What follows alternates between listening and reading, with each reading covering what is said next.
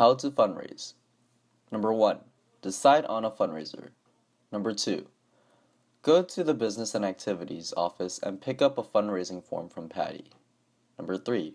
Fill out the form with the necessary information and get the necessary signatures from the right people. Number 4. Turn it back into Patty and get it approved by Business and Activities and ASB so you can begin advertising it. Remember, approval is a first-come, first-served basis. Number 5. Have your fundraiser. Number 6.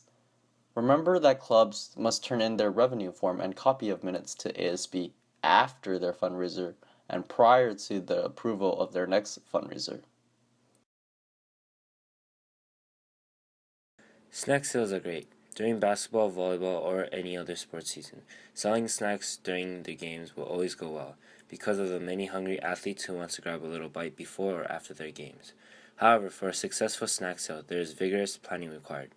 During 2015, we were lucky enough to have Mrs. Hum who brought all the supplies, snacks, and everything for us, which helped a lot.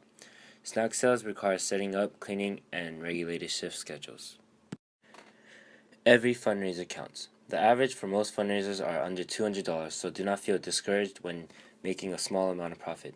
Every fundraiser is important. It is key to continue to work hard to set up as many fundraisers as you can. We have had many small fundraisers such as poster making, selling cake pops, etc. All of these fundraisers have brought us closer to our goal. A few fundraisers that have made a lot of profit were the Flapjack fundraiser at Applebee's and Shakey's fundraisers. If you cannot make profit, try to break even. The worst thing you can do is lose money when fundraising. Always aim to make profit. If you cannot, then try your best to break even. Try to pick a popular restaurant or sell things like spam musubi or desserts, which are almost always in demand. ASB once ran a Chipotle catering fundraiser, but because we did not proportion the food correctly, it was not initially successful. Luckily, we contacted Chipotle shortly after the fundraiser, and we got some of the money back as well as free food. Incentives for workers. Extra credit has always motivated us ASB to volunteer and sign up for shifts. So whenever you need some more help, ask Ms. Carmona if the assignment can become an extra credit assignment. Also, there should be someone regulating and making sure everyone is aware of their shifts and any other important information such as setup and closing. Usually, this is done by the people who set up the fundraiser.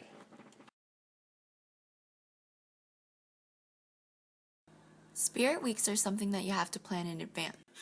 The year before, fill out a facilities request form, and you can get one from Miss Patty in the Business and Activities office. Turn it back in there when you're done filling it out. About a month before, the Commissioner of Cultural Affairs should take a class vote during the business meeting to decide on Spirit Day dress-ups and games. Assign 2 ASB members to chair each game. These people must gather all supplies needed as well as MC the game on the day it is scheduled.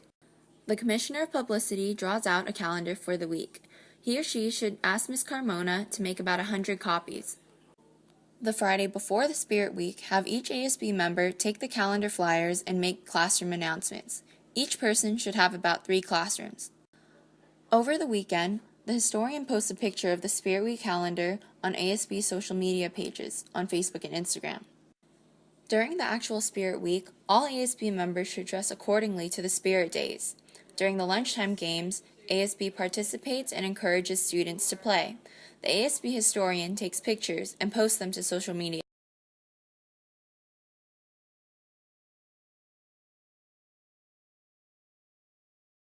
In the past, we've had Nerd Day, Blackout Day, Twin Day, Fashion Disaster Day, Tourist Tuesday, and Santa Hat Day, among others. Many of these were not successful.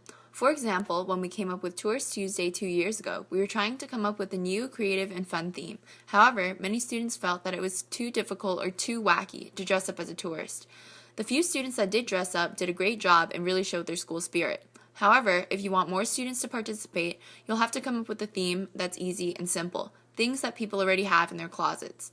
Themes that always work are Twin Day, Lazy Day, and any day where students have to wear a certain color, like Stoplight Day, or on Wednesdays we wear pink. Especially during the past year, Spirit Week lunchtime games have fallen out of popularity. Very frankly, most of the time students would rather sit and eat their lunch than play a game. The only game students like to play is the water balloon toss. This game always attracts many students and we often play several rounds. Maybe we can try to have more games like that, similar to the water balloon toss that involve pairs. That way, students have a friend to play with and they won't feel as self-conscious about going up there. Another suggestion is that we use better prizes than coupons. Students will more likely play for gift cards or food. Business meetings are often hectic and disorganized. COCA has a difficult job of organizing the Spirit Week schedule. Sometimes, if the COCA does not have suggestions to supply, ASB members shout over each other or don't say anything at all. This has happened before and it turns into a very chaotic situation. To be more streamlined and productive, ask all ASB members to come up with 2 suggestions for homework. They will have ideas ready by the time COCA asks for them during the business meeting.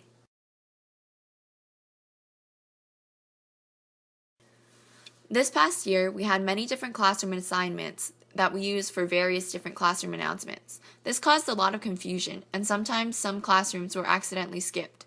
To prevent this from happening, make a classroom assignment sheet at the beginning of the year. Each ASB member should be assigned 3 classrooms, and make announcements at these classrooms for the rest of the year. To be even more efficient, assign the groups of classrooms based on location rather than by teacher name. ASB members will get announcements done faster if they don't have to walk from building to building.